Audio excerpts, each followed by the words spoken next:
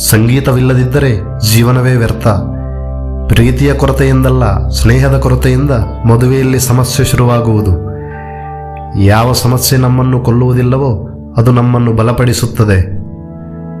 ನೀನು ನನ್ನನ್ನು ಮೋಸ ಮಾಡಿದ್ದಕ್ಕೆ ನನಗೆ ಬೇಸರವಿಲ್ಲ, ಇನ್ನು ಮುಂದೆ ನಾನು ನಿನ್ನನ್ನು ನಂಬಲು ಸಾಧ್ಯವಿಲ್ಲ ಎಂದು ನಾನು ಅಸಮಾಧಾನಗೊಂಡಿದ್ದೇನೆ.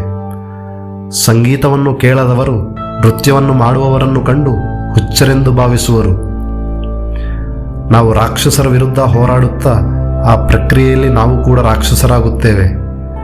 ನಿಮ್ಮ ದಾರಿ ನಿಮಗಿದೆ, ನನ್ನ ದಾರಿ ನನಗಿದೆ. ಸರಿಯಾದ ಮಾರ್ಗ ಹಾಗೂ ಏಕೈಕ ಮಾರ್ಗ ಇಲ್ಲಿ ಅಸ್ತಿತ್ವದಲ್ಲಿಲ್ಲ. ಕೆಲವೊಮ್ಮೆ ಜನರು ಸತ್ಯವನ್ನು ಕೇಳಲು ಬಯಸುವುದಿಲ್ಲ, ಏಕೆಂದರೆ ಅವರು ತಮ್ಮ ಭ್ರಮೆಯಿಂದ ಹೊರಬರಲು ಇಷ್ಟಪಡುವುದಿಲ್ಲ. ಏಕೆ ಬದುಕಬೇಕು ಎಂದು ಅರಿತವರು ಹೇಗೋ ಜೀವನ ಸಾಗಿಸುವನು. ಇಲ್ಲಿ ಯಾವುದೂ ಸತ್ಯವಿಲ್ಲ, ಎಲ್ಲವೂ ವ್ಯಾಖ್ಯಾನಗಳೇ. ಬುದ್ಧಿವಂತನು ತನ್ನ ಶತ್ರುವನ್ನು ಪ್ರೀತಿಸುವುದರ ಜೊತೆಗೆ ತನ್ನ ಸ್ನೇಹಿತರನ್ನು ದ್ವೇಷಿಸಲು ಕೂಡ ಸಶಕ್ತನಾಗಿರಬೇಕು.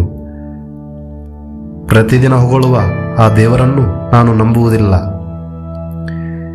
ಜೀವನದ ಪ್ರವಾಹವನ್ನು ನಿಖರವಾಗಿ ದಾಟಬೇಕಾದ ಸೇತುವೆಯನ್ನು ಯಾರೂ ನಿಮಗಾಗಿ ನಿರ್ಮಿಸುವುದಿಲ್ಲ, ನೀವೇ ನಿರ್ಮಿಸಬೇಕು.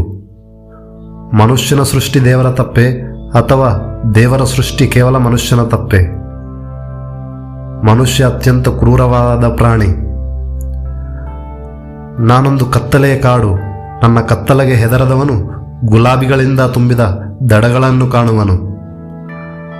ಆಲೋಚನೆಗಳು ನಮ್ಮ ಭಾವನೆಗಳ ನೆರಳುಗಳಾಗಿವೆ.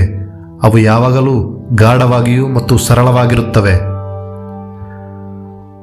ನಾವು ಎತ್ತರಕ್ಕೆ ಏರಿದಾಗ ಹಾರಲು ಸಾಧ್ಯವಾಗದವರಿಗೆ ನಾವು ಚಿಕ್ಕದಾಗಿಯೇ ಕಾಣಿಸುತ್ತೇವೆ. ನಂಬಿಕೆ ಎಂದರೆ ಸತ್ಯವನ್ನು ತಿಳಿಯಲು ಬಯಸದೇ ಇರುವುದು.